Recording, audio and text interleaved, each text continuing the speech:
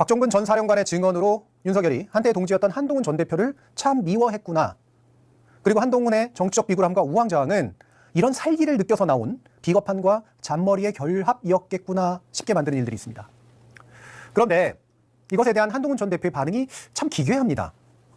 참담하고 비통하다. 여당 대표로서 당과 정부의 성공을 위해 개선을 요청할 때였다.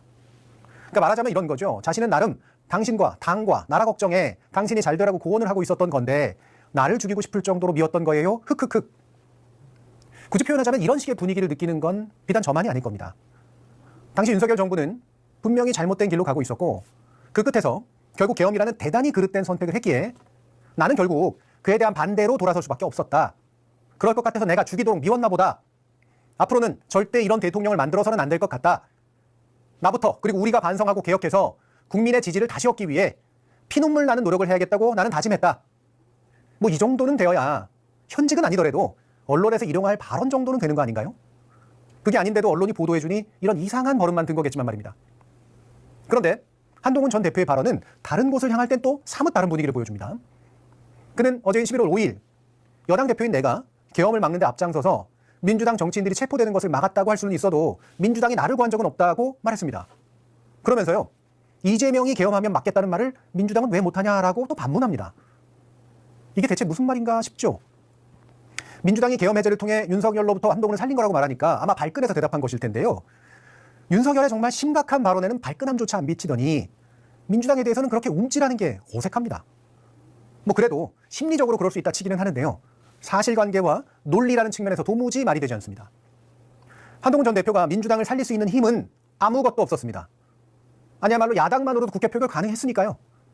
그걸 알긴 하는지 야당만으로 계엄 해제 시도했으면 군이 들어왔을 것이랍니다. 사실을 말하지 않고 이상한 가정으로 논리적 비약을 해서 말하고 있는 거죠.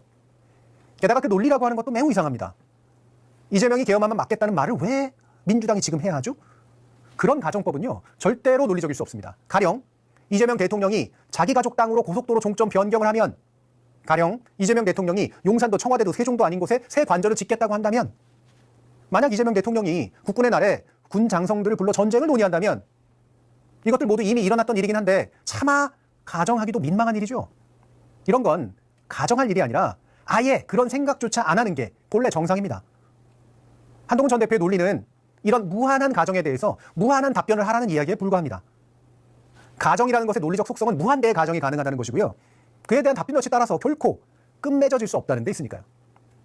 여기서도 한동훈 전 대표가 했어야 될 말은 그런 생각지도 말았어야 할 일을 벌인 윤석열 정부를 만들고 거기서 법무장관하고 당대표까지 지냈다는 데 대한 사과이고 반성입니다.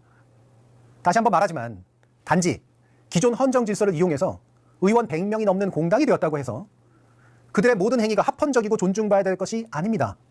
그리고 그런 자신들의 위헌성을 덮어버리기 위해서 하는 더 위헌적인 발언들은 절대 목소리의 다양성으로 인정받아서 공론장 안에 자리하게 해서는 안 됩니다.